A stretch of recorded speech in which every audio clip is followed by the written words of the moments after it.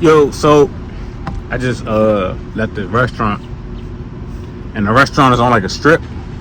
So I'm, coming out the restaurant. I parked on the strip, and there was this guy out there holding a sign, like he was homeless or something. He holding a sign, and he had like a little boy with him. Like he's probably like my son. He's my son in the 6th grade, so he was probably around my son's age. And I'm walking past him, and he was like, "Hey, you got any money, any change or whatever?" And I was like, "Nah, I don't have no cash, I don't have no change, nothing." So he's like, "Okay, thank you." So I get to my car, and I'm getting in the car. And bruh, like, he stomped his feet, he slammed the sign down on the ground and everything, and came to like my hood. And he was like he, you know what I'm saying? He was like, "So you mean to tell me you getting in this car and you can't feed my son?" So I'm thinking, like, my mind, I'm like, oh, he really on something. So I get out the car, and I put my foot behind his foot where his heel is. If you know, you know. And I looked him in his eyes, and I said, like I told you when I walked past, Slim, I don't have no cash. Because in his mind, he thinking like he about to like force me to give him some money. Whole time I'm strapped. You know what I mean? I'm not gonna do something. I'm not gonna smoke him in front of his son. Sometimes I don't speak from my mind. Most times I speak from my heart, and it hurts a lot of people, hurts their feelings on YouTube, and even in the real world. And I told him, I said, "You're white in America." And I feel like he had that epiphany moment, like, nigga, you right. And then I swear he walked away, like the way he looked at me, it was like, nigga, you right. And he walked away. And that brings me to my next point. Somebody commented on the video, and I hate reading the comments. That shit, like, YouTube has blacked my soul. Like, my soul is black because of YouTube. But somebody said,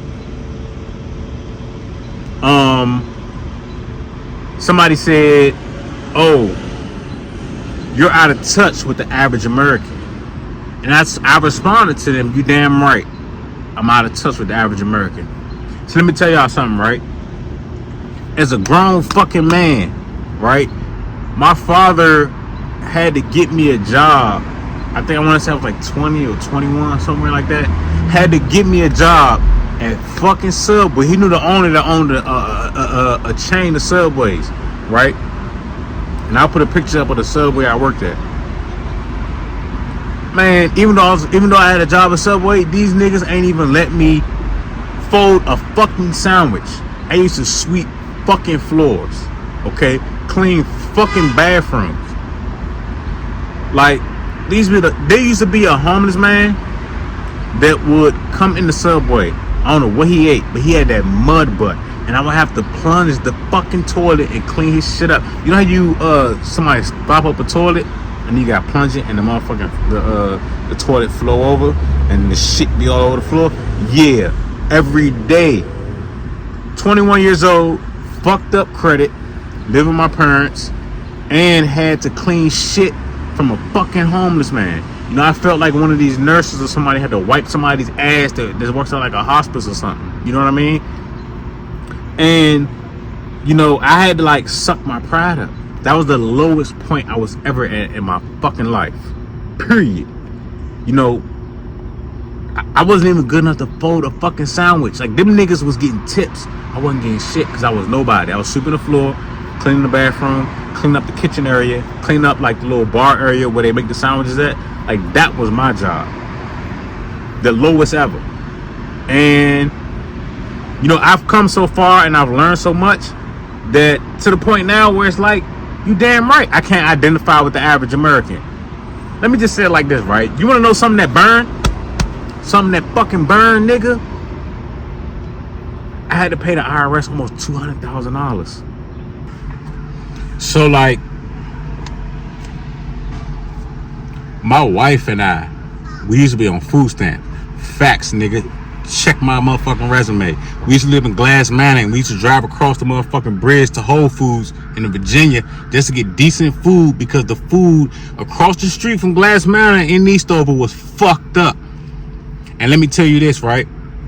Now, since I have to pay all this money to the IRS, instead of me taking away from public programs that are tax funded, I am now funding, or part of the small percentage of people that are funding these public programs, which includes food stamps and healthcare.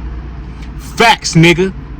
So when people be like, oh, you're out of touch, nigga, I'm paying for half the shit that you have going on in your life. Facts. See, here's the thing, right? Most business owners claim that their business lost money so that they can get a refund on taxes, so that they don't have to pay taxes. They're using tax credits to get a refund, to take money from the government to say that they lost money, and then they get money from the government through tax credits, right? I don't do that. I say, guess what, tax man? All of my business made money, and here's the money that I owe you for that shit. So half of your health care and y'all motherfuckers that's on food stamps, people like me are funding that shit. So when people say, yeah, oh, well, you're out of touch with the average American. Well, guess what? I'm giving the average American fucking money.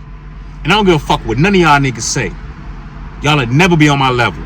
And I'm not talking to everybody. I'm not trying to sound egotistical or arrogant. I'm speaking facts. I pay my share of that shit. Facts. The person that said that shit probably don't even make $100,000 a year. I had to cut $100,000 plus check to the fucking IRS. Talk about burning money. Like, literally, I could have pissed on that money and set it on fire. That's pretty much what I did. And I'm not trying to sound arrogant. I'm not trying to sound egotistical. I try and motivate everybody that comes through this channel just to show that there is money, awaiting them in the world, in the society, no matter your skin color or no matter what you do. But what pisses me off is when people say and act like or do dumb shit like that.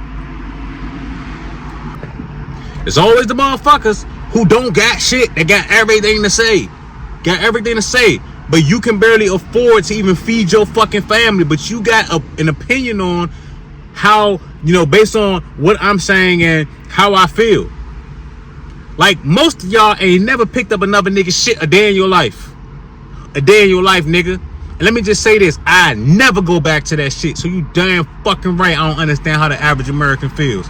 I've never, from get-go, I may have started in an average position, but even the Bama who owns 7-8 Subways told me, you're not going to be here long because you're smarter than the average person. You're not average. And he was right. I will never go back to average. Never. It's not for me. It's not for me. Now, am I the richest motherfucker in the world? Fuck no, I ain't close. But guess what? I'll never understand the average because I've escaped it. So if somebody is stuck being average, I don't understand it because I've escaped it. And I'm not talking about no money my parents gave me, none of that shit. Most of y'all know my father. The people that watch this channel, y'all know my father. Ask me here when you see me when you see him in the barbershop, if he's giving me what I have. And the average person that talk that shit, you probably don't even make nowhere near close enough to that to even have to cut the IRS a 6-figure check. But yeah, you always got something to say about how somebody feels or that is doing way better than you, and that still reaches back and tries to help motherfuckers. You know what I mean? Like, the taxes that I'm paying is going to the less fortunate. If I had cash, I would have gave homeboy $100 bill just to help him out, help him get his son some food. You know what I mean? Anytime I spend on the side of the road, even if they scamming, I'm gonna give them $100. Here you go, bro. Or $20. Here you go, bro. Here you go, bro. Like, when Christmas time come, I donate money. What Uncle G say? Luxuries once tasted become necessities. I never go back, and I'm willing to die about that. And that's real.